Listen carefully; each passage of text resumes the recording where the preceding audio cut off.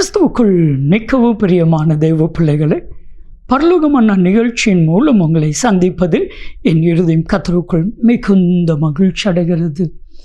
இன்றைய பரலோகமன்னா எதை நினைத்தும் கலங்காதே. இதை சர்வ வல்லமையுள்ள தேவன் உங்கள் ஒவ்வொருவரையும் பார்த்து சொல்லுகிறார். ஏன் இந்த காரியத்தை கற்று சொல்கிறார் தெரியுமா?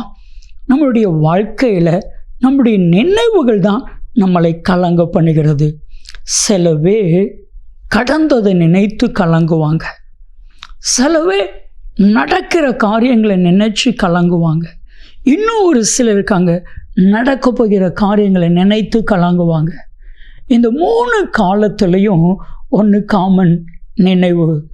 கடந்ததை நினைச்சு கலங்குகிற ஒரு சாரார், நடந்து கொண்டுட்டு இருக்கிறத நினைச்சு கலங்குகிற இன்னொரு சாரார், நடக்க போகிறத நினைச்சு கலங்குகிற இன்னொரு சாரார். இன்னைக்கு உங்கள் ஒவ்வொருவரையும் பார்த்து கர்த்தர் சொல்லுகிற யோவான் 14:1, உங்கள் இருதயம் கலங்காதிருப்பதாக. கர்த்தர் கடந்த காலத்தில் உள்ள எல்லாவற்றையும் கர்த்தர் ஜெயமாய் கொடுக்க போகிறார். நடந்துட்டு இருக்கிற காரியம் ஜெயமாக போகிறது, வருகிற காரியமும் கர்த்தர் ஜெயமாய் கொடுக்க போகிறார்.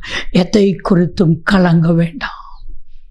என் அன்பு தெய்வ பிள்ளைகளே, இன்னைக்கு பிசாசு பயன்படுத்துகிற ஒரு மாபெரும் ஆயுதம் என்றால் கலக்கம்.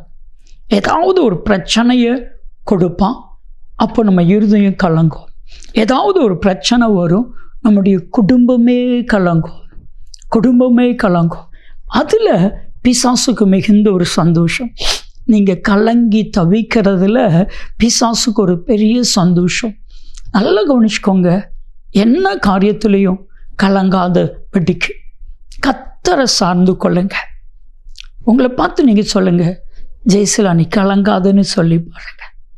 வேதம் சொல்லுது, சங்கீதம் 42:5, சங்கீதம் 43:5, சங்கீதம் 42:11, என் ஆத்துமாவே ஏன் எனக்குள் கலங்குகிறாய். தாவீதை பார்த்து கேட்கிற வார்த்தை, என் ஆத்துமாவே நீ ஏன் எனக்குள் கலங்குகிறாய், கர்த்தரை நோக்கி காத்துற. ஸோ இந்த வசனத்தை என் வாழ்க்கையில் நான் அபியாசப்படுத்தினேன். பெரிய பிரச்சனை வரும் பொழுது, என்னையும் தாங்காத அளவுக்கு எனக்கு கலக்கம் வரும் பொழுது, நான் என்னை பார்த்து சொல்லுவேன், ஜெய்சலா கலங்காத, டோன்ட் வரி, பி ஹாப்பி அப்படின்னு சொல்லுவேன். அடுத்த நிமிஷம் என் இருதயத்தில் என் சிந்தையில் இருக்கிற கலக்கம் மாறிடும், நான் சமாதானமாக மாறிடுவேன். அந்த காரியத்தை கத்த வாய்க்க பண்ணுவா. இன்னைக்கு உங்கள் வாழ்க்கையில் உங்களை நினைத்து கலங்க பண்ணுகிற ஒரு காரியம், அது சத்துருவுடைய கிரியை. இன்னைக்கு அந்த சத்துருவை, உங்களை கலங்க பண்ணுகிற சாத்தான உங்கள் காலின் கீழே ரோமர் 16:20 படி கத்த மிதித்து பட போகிறார். ஒரு நாள் ஒரு அம்மா வந்தாங்க, ஐயா தினம் பிசாசு என்னை கலங்க பண்ணுகிறது. என்னன்னு கேட்டேன்.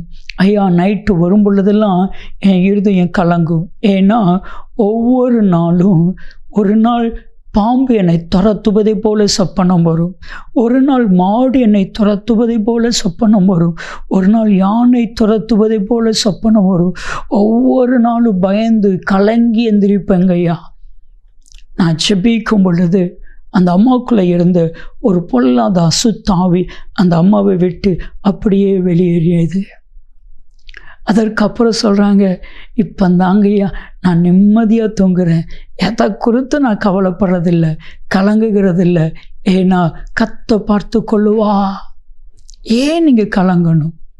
உங்களை கலங்க பண்ணுகிற மனிதர்களுடைய வார்த்தைகள், உங்களை கலங்க பண்ணுகிற சூழ்நிலைகள், உங்களை கலங்க பண்ணுகிற சத்துருவின் கிரியைகள் அத்தனையும் தேவனாய் கத்த இன்றைக்கு அழித்துப்படுகிறார். சொல்லுங்க, இனி நான் கலங்க மாட்டேன். ஆண்டவரை பார்த்து சொல்லுங்க, இனி நான் கலங்க மாட்டேன் ஆண்டவரே. சொல்லுங்க, உங்கள் கலக்கம் எல்லாம் மாறும். ஜெபிக்கலாமா? அன்பின் பரலோக பிதாவே, யாரெல்லாம் எதை நினைத்து கலங்கி கொண்டிருக்கிறார்களோ, கடந்ததை நினைத்து கலங்குகிறவர்களாக இருக்கலாம், நடந்து கொண்டிருக்கிற காரியத்தை குறித்து கலங்குகிறவர்களாக இருக்கலாம், வரும் காரியங்களை குறித்து கலங்குகிறவர்களாக இருக்கலாம். பிசாசு ஒருவேளை இவர்களை கலங்க பண்ணி கொண்டிருக்கலாம், சூழ்நிலைகள் இவர்களை கலங்க பண்ணி கொண்டிருக்கிறான்.